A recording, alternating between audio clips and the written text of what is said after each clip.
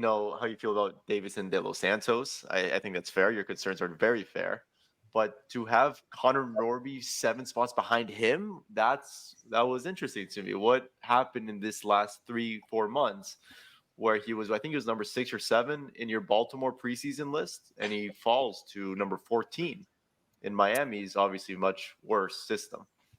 Yeah, I think 2022 was a really impressive season from him where I think you saw a more advanced hitter than the levels he was at, really put up some impressive numbers, put up above average contact rates. And then as he started to get more acclimated, or not even acclimated, as he started to spend more time in the upper levels, you started to see the contact rates trend towards fringy.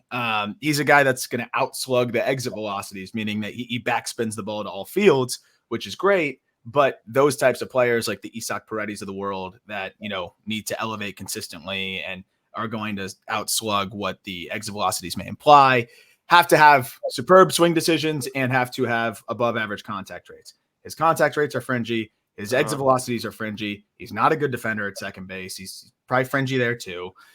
There's not really one above average tool that you have here. And, the approach is all right. I think the more that I've been able to see of him, the more I've been able to kind of gather that I just don't think that this is a big league regular. I think he's probably more of a lefty masher, platoon type. I think there's a reason why he's been moved around a lot. I think there's also a reason why the Orioles, a team that notoriously does not want to trade any of their key prospects, no matter what, were willing to move him along with another player for Trevor Rogers. So I talked to scouts about him too.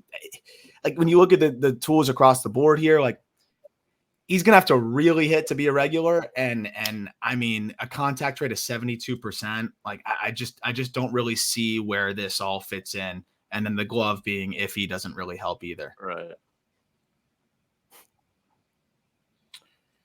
Fair enough. At least we're in agreement with Dylan Head at 4. Was there any? Wait. You are in agreement with Dylan Head. Right. No, tee off, cut loose. I feel you holding some stuff in, Isaac. Like, let me know what was the bat like? What's the crazy stuff to you? No, that was it. I think the Norby. I think you're a little bit harsh on Connor Norby. I do agree that I guess I've been watching a lot of Jumbo Shrimp games, unfortunately, and he is striking out more than I would have liked. The hit tool wasn't as impressive as I thought it was when he was coming over. I think 14 is a little bit harsh. I would probably say that he's, if not the best position player prospect in here, he's probably the second or third best at very worst. In the system? In the Marlins system? Yeah, I think he's much better than Victor Mesa Jr. I think he's got way more offensive impact than Mesa Jr. I don't think you can put Carter Johnson ahead of him yet either. But I see where you're coming from as well. It's an interesting take. I don't know how good he is defensively at third or second, where he'd be better.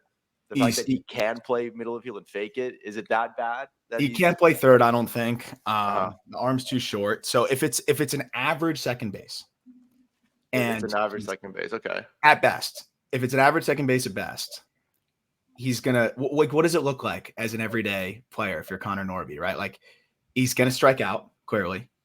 He's not gonna hit 30 homers. He might not hit 20 at the big league level.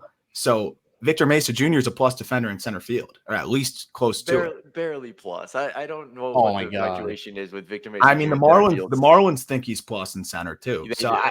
So like even if it's not plus, if it's well above average, right. Well above average defensive center fielder, even if the bat's a little iffier, you got a fourth outfielder there and a guy that's filling that role versus a defensively limited second baseman who has to slug because he's not going to hit for a ton of average, not going to walk.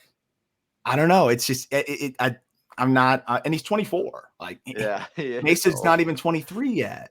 So I think if you look at Mesa's numbers before playing a month with a back issue, they were pretty solid. I think they're pretty solid. They were a lot of slumps, a lot of hot streaks. Oh, there's no in between with him, that's for sure. Very streaky player with Victor Mesa Jr. He's a very fun player, very confident player, and I got to give him to him. I think the baseball IQ is really there as well. But yeah, no, that's an interesting one.